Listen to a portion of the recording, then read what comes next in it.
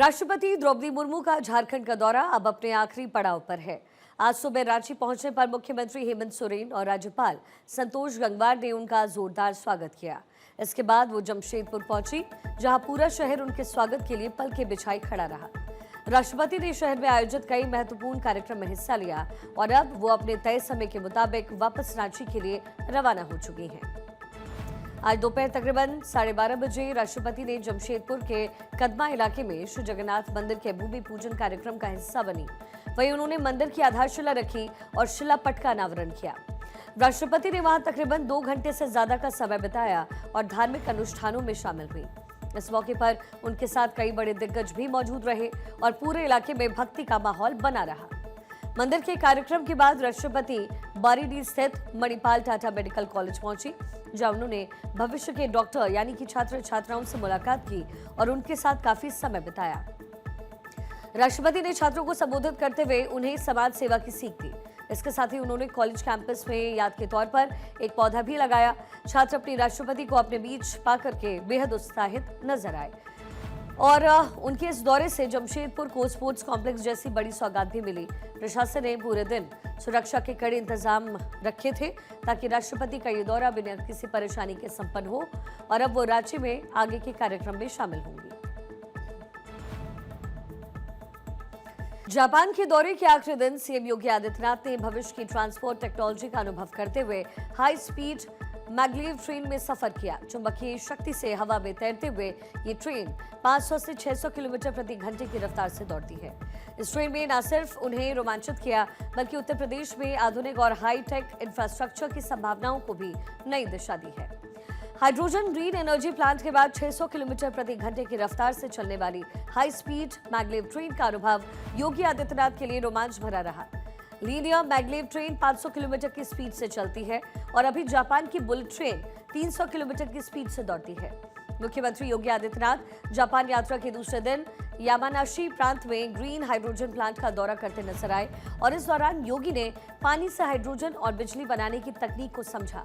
Tokyo में Yamanashi जाते हुए तुलसी नाम की एक साध्वी तुलसी अपने साथियों से योगी से मिली।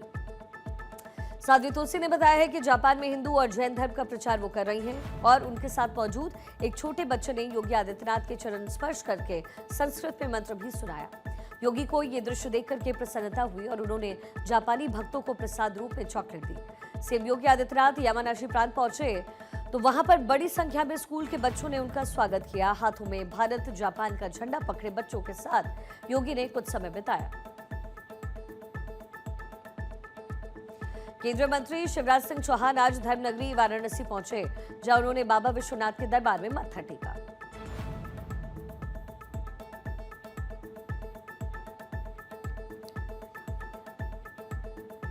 मंदिर में दर्शन करने के बाद उन्होंने अपनी खुशी जाहिर करते हुए कहा कि उन्हें भगवान के बहुत अच्छे दर्शन हुए। उन्होंने बाबा से प्रार्थना की कि भगवान की कृपा हम सब पर हमेशा बनी रहे और देश का हर नागरिक सुखी और स्वस्थ रहे। सौभाग्य काशी विश्वनाथ भगवान के दर्शन हुए। नमो पार्वती पते हर हर महादेव। वो सब पर कृपा की वर्षा करें, आशीर्वाद की वर्षा करें।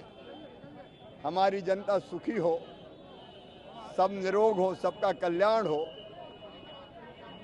और एक वैभवशाली, गौरवशाली, संपन्न, समृद्ध, शक्तिशाली, विकसित और आत्मनिर्भर भारत के निर्माण में हम सब अपना योगदान दें और भौतिकता की अग्नि में दग्ध विश्व मानवता को भारत शांति के पथ का दिग्दर्शन कराए, यही उनके चरणों में प्रार्थना है। शंकराचार्य का मामला आप देख रहे हैं। देखो, यहाँ कोई राजनीति नहीं, भगवान की भक्ति में डूबो, हर जगह राजनीति। मंदिर परिसर से बाहर निकलते समय शिवराज सिंह चौहान ने मीडिया से बात करते हुए देश के विकास पर भी फोकस किया। उन्होंने कहा, हम सभी का ये लक्ष्य होना चाहिए कि हम एक समृद्ध और विकसित भारत बनने में अपना पूरा योगदान दें। केंद्रीय मंत्री के मुताबिक भारत को आत्मनिर्भर बनाने के लिए हर एक नागरिक का साथ आना बहुत जरूरी है ताकि देश नई ऊंचाइयों को छू पाए। शिवराज सिंह चौहान ने वाराणसी के लोगों और पूरे देशवासियों को आने वाले त्योहार होली की भी एडवांस में बधाई दी। उन्होंने कामना की है कि रंगों का ये त्योहार सभी के जीवन में खुशहाली और तरक्की लेकर आए। बाबा विश्वनाथ के दर्शन के दौरान उनके साथ कई स्थानीय नेता और भारी संख्या में श्रद्धालुओं की मौजूदगी रही। जिनसे उन्होंने गर्मजोशी के साथ मुलाकात की। शाम 4 बजे तक शिवराज सिंह चौहान का ये काशी का दौरा चर्चा का विषय बना हुआ है। भगवान की भक्ति के साथ साथ उनके आत्मनिर्भर भारत के संदेश को लोग काफी पसंद कर रहे हैं। दर्शन के बाद वो वाराणसी के कुछ और कार्यक्रम में शामिल होंगे। प्रशासन ने केंद्रीय मंत्री के दौरे को देखते हुए मंदिर और आसपास के इलाकों में सुरक्षा के कड़े इंतजाम किए हैं।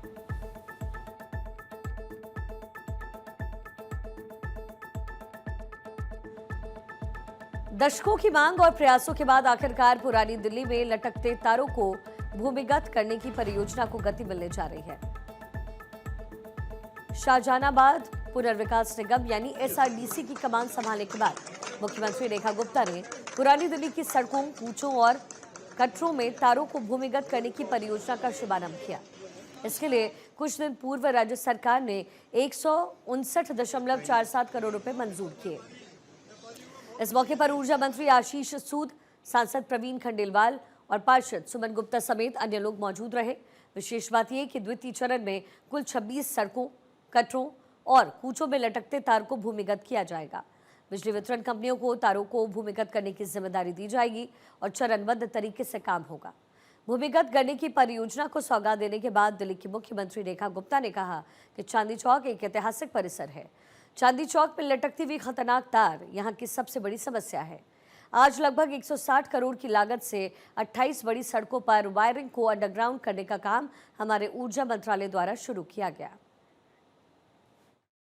चांदनी चौक एक ऐतिहासिक परिसर जहां हमारे देश का इतिहास, विकास, परंपराएं, संस्कृति, हर एक चीज एक ही स्थान पे कहीं देखने को मिलती है तो वो चांदनी चौक है। जो सबसे बड़ी समस्या चांदनी चौक की है, ये बेतरतीब लटकी हुई खतरनाक तारें जो कि रोजाना इस क्षेत्र में हादसों का कारण बनती थी। आज 160 करोड़ की लागत से 28 बड़ी सड़कों पे वायरिंग को अंडरग्राउंड करने का काम हमारे ऊर्जा मंत्रालय के द्वारा शुरू हुआ है। मैं बहुत बहुत बधाई देती हूँ। उद्योगपति अनिल अंबानी आज दिल्ली में ईडी के सामने पेश हुए हैं। अंबानी सुबह तकरीबन 11 बजे जांच एजेंसी के दफ्तर पहुंचे, जहां उनसे विदेशी मुद्रा नियम के उल्लंघन और फंड के डाइवर्जन को लेकर के सवाल जवाब हुए। मामला सरकारी बैंक से उनकी कंपनियों को मिले लोन में कथित गड़बड़ी और मनी लॉन्ड्रिंग से जुड़ा है। सीबीआई की 2019 की एफआईआर के आधार पर ईडी इस पूरे मामले की अब जांच पड़ताल कर रही है।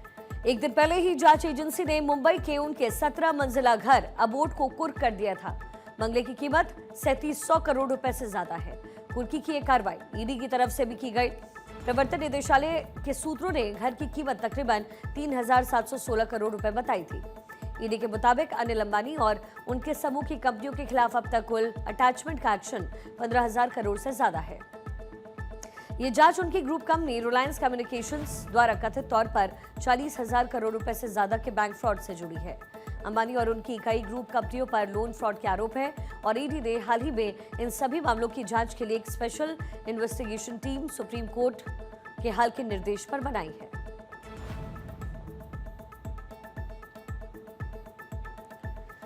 केरल के कन्नूर में कांग्रेस सांसद राहुल गांधी ने किसान सम्मेलन में शिरकत किया। उन्होंने किसान सम्मेलन के कार्यक्रम को संबोधित किया। किसान कार्यक्रम को संबोधित करते हुए राहुल गांधी ने कहा कि भारत तभी सफल हो सकता है जब किसानों का सम्मान और सुरक्षा हो पाए। केरल के संदर्भ में हम अपना घोषणा पत्र तैयार करने की प्रक्रिया में हैं। मैं आप किसानों से अपने सुझाव देने का आग्रह करता हूं। अगली सरकार यूडीएफ सरकार को ये याद रखना चाहिए कि केरल की ताकत उसके किसान और मजदूरों में निहित है। रमजान और होली पर्व को देखते हुए खाद्य सुरक्षा विभाग और औषधि प्रशासन की टीम ने लखनऊ में मिलावटी खाद्य पदार्थों के खिलाफ व्यापक अभियान चलाया। शहर के अलग अलग इलाकों में डेयरी, मिठाई दुकान, गोडाउन और फूड प्रोडक्ट यूनिट पर छापेमारी कर 16 नमूने लिए गए हैं। सरोजी नगर स्थित ट्रांसपोर्ट नगर में बुलडोजर से 14.61 लाख रुपए से अधिक मूल्य के मिलावटी खाद्य पदार्थ को नष्ट किया गया। बड़ी मात्रा में घी और खोया सीज कर बिक्री पर रोक लगाई गई। आयुक्त खाद्य सुरक्षा एवं औषधि प्रशासन उत्तर प्रदेश और जिलाधिकारी लखनऊ के निर्देश पर विशेष प्रवर्तन अभियान चलाया गया। इस दौरान अलीगंज स्थित विशाल दूध डेयरी, राजाजीपुरम की लल्लू स्वीट्स और गोमती नगर के माखन चोर स्वीट्स सहित कई प्रतिष्ठानों से खोया, काजू पान, बेसन और अन्य खाद्य पदार्थों के नमूने इकट्ठे किए गए। ट्रांसपोर्ट नगर स्थिति Parag milk food product private limited में निरीक्षण के दौरान लगभग 21.16 लाख रुपए मूल्य की 1958 किलोग्राम खराब मिठाई और 3,240 लीटर डबल टोन्ड दूध मौके पर ही नष्ट किया गया। गोडाउन में मौजूद 1551 किलोग्राम घी, जिसकी अनुमानित कीमत लगभग 14,27,000 रुपए है, गुणवत्ता संदिग्ध होने पर सीज हुआ है। साथ ही ऐशबाग स्थित स्वरूप कोल्ड स्टोरेज से 10 खाद्य कारोबारियों पर लगभग 12,800 किलोग्राम खोया, जिसकी कीमत तकरीबन 32 लाख रुपए आंकी गई। जांच रिपोर्ट आने तक बिक्री के लिए रोक लगाई गई है। बुद्धेश्वर क्षेत्र में 30 किलोग्राम खोया दुर्गंध युक्त पाए जाने पर नष्ट किया गया।